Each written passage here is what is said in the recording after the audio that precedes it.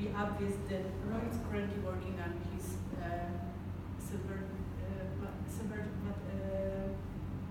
advanced silver. Oh, I forgot the title. And his silver requirements. Today we'll be talking from his manual, the management speeches manual, and he's currently on project number 2 today. And his speech is regarding the technical papers of the other technical information and other technical speeches, how to organize it, how to invert pyramid approach, and also how to read effectively. His speech is from 8 to 10 minutes, and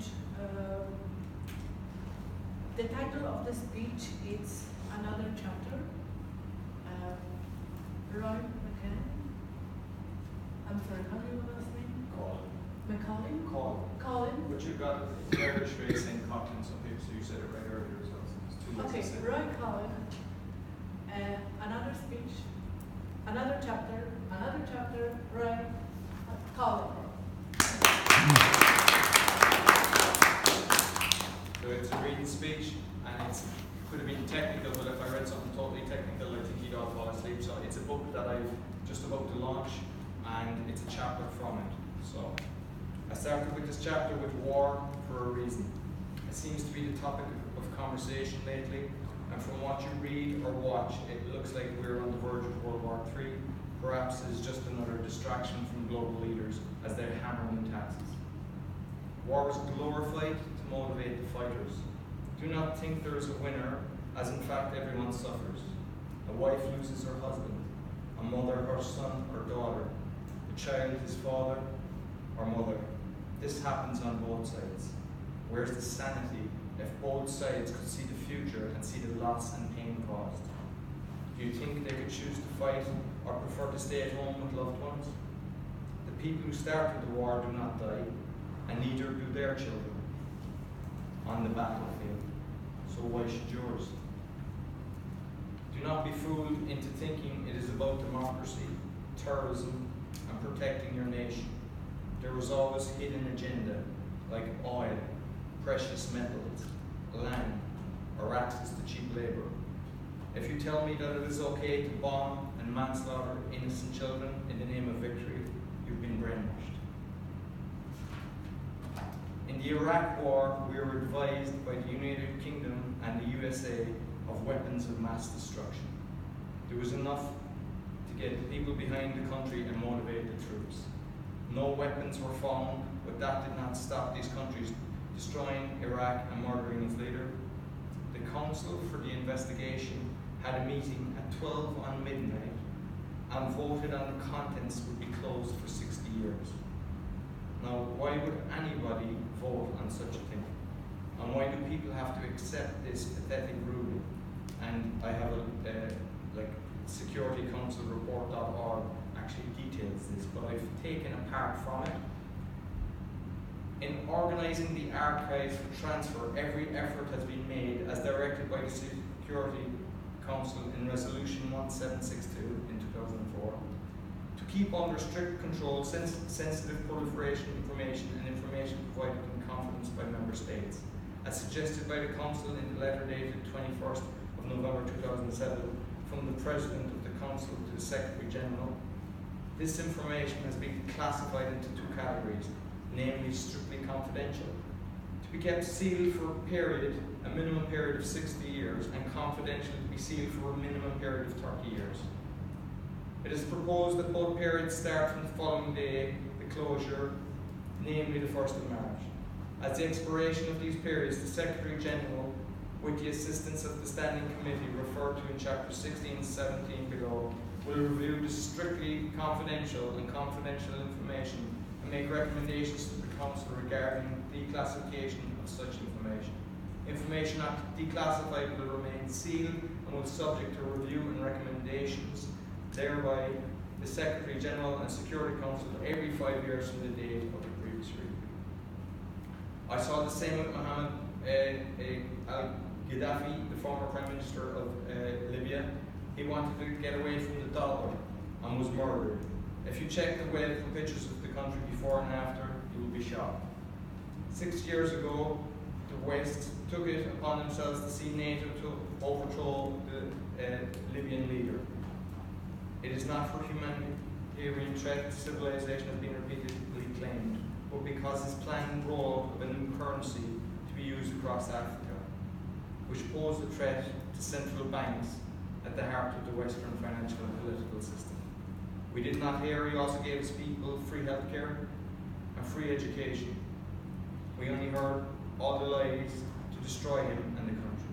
And I've got a link with whatreallyhappened.com. Now we all know the main news channels are owned by the elite, and you see and hear what you want to believe and not the truth. If you hear something enough times, you start to believe it, and the topic of conversation becomes the same. If you know you're being hoodwinked, you've become the sore tongue, and people think you're the crazy one. Military conscription. Do you know the military conscription policy around the world? According to the website chartspin.com, we can see the conscription in different countries around the world. The number of countries where conscription exists is 64. This means that when a military needs people to fight in a war, but there aren't enough volunteers, sometimes they'll begin conscription, which is a law that says if you were able to fight, you have to fight. Also called the draft.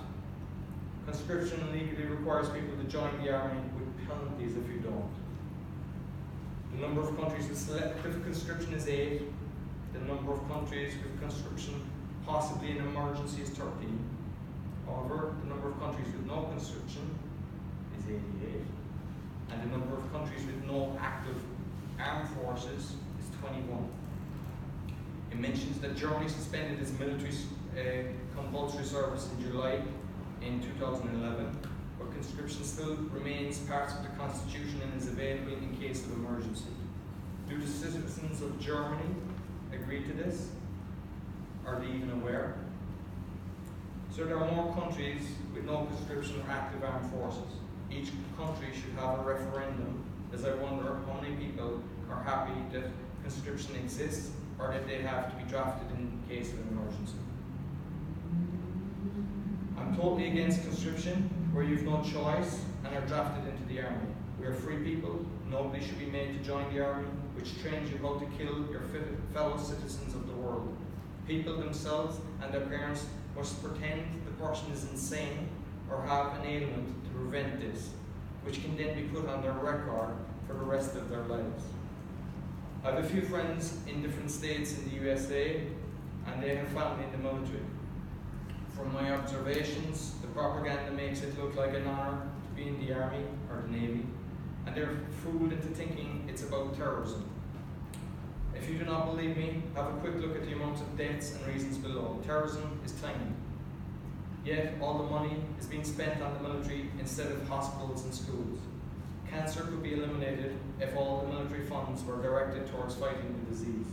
But I guess they want to kill people instead of keeping them alive. Despite the intense media focused on terrorist activity around the world, the number of people actually killed by terrorist attacks remains low. Terrorism only killed 13,000 in 2010, a relatively low number when compared to other types of deaths.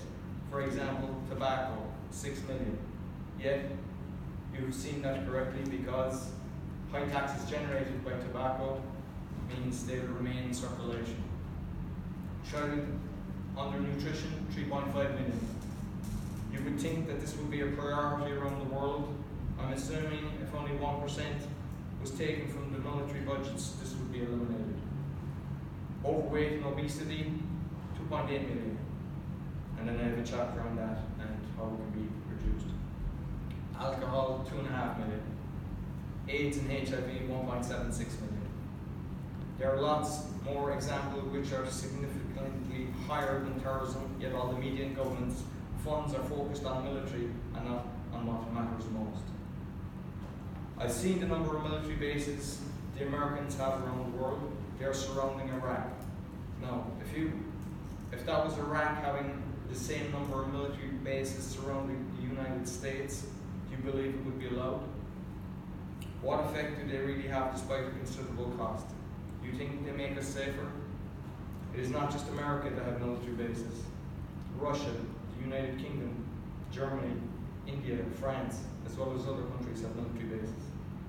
They're the bully boys in the schoolyard, and we must do what they want. Solutions. You might think this is the million-dollar question.